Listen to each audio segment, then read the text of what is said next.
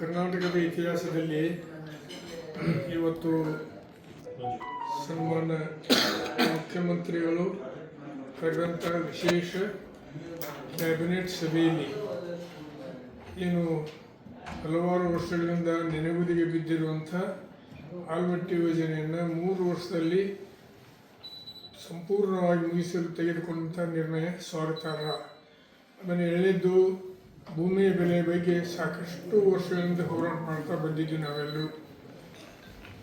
ಇವತ್ತು ನಮ್ಮ ಬೇಡಿಕೆಗೆ ಭಾಳ ಸ್ಪಂದನೆ ನೀಡಿದಂಥ ಸನ್ಮಾನ್ಯ ಮುಖ್ಯಮಂತ್ರಿಗಳು, ಉಪಮುಖ್ಯಮಂತ್ರಿಗಳು, ಆನಂತರ ಸನ್ಮಾನ್ಯ ಎಚ್ ಕೆ ಪಾಟೀಲರು, ನಮ್ಮ ಜಿಲ್ಲಾ ಉಸ್ತುವಾರಿ ಸಚಿವರು, ಅವರಿಗೆ ಎಷ್ಟೇ ಅಭಿನಂದನೆ ಹೇಳಿದರು ಕಡಿಮೆ ಅನ್ನುವಂಥ ಮಾತನ್ನು ಹೇಳ್ತೀನಿ. ಇಂದಿನ ಸಭೆಯೊಳಗೆ ಸನ್ಮಾನ್ಯ ಎಂ ಬಿ ಪಾಟೀಲರು, ಶಿವನ್ ಪಾಟೀಲ್ ಇದ್ದರು, ಅವರು ಸಹಿತ ಇದಕ್ಕೆ ಸಾಥ್ ಕೊಟ್ಟಿದ್ದಾರೆ ಅನ್ನುವಂಥ ಗಮನ ತರಲಿಕ್ಕೆ ಇಚ್ಛೆ ಮಾಡ್ತೀನಿ.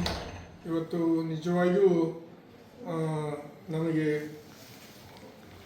ಯಾವ ಶಬ್ದಗಳಲ್ಲಿ ನಮ್ಮ ಮುಖ್ಯಮಂತ್ರಿಗಳನ್ನ, ಉಪಮುಖ್ಯಮಂತ್ರಿಗಳನ್ನ, ಕರ್ನಾಟಕ ಸಚಿವ ಸಂಪುಟವನ್ನು ಅಭಿನಂದನೆ ಹೇಳಬೇಕು ಅನ್ನುವಂಥದ್ದು ತಿಳಿಯೋದು. ನಾವು ಭಾಳ ಸಂತೋಷದೊಳಗಿದೆ. ನಾವು ನಮ್ಮ ಬೇಡಿಕೆಗೆ ಸಮೀಪದಲ್ಲೇ ಸ್ಪಂದನೆ ನೀಡಿರುವಂಥ ಈ ಸರ್ಕಾರಕ್ಕೆ ಧನ್ಯವಾದಗಳು.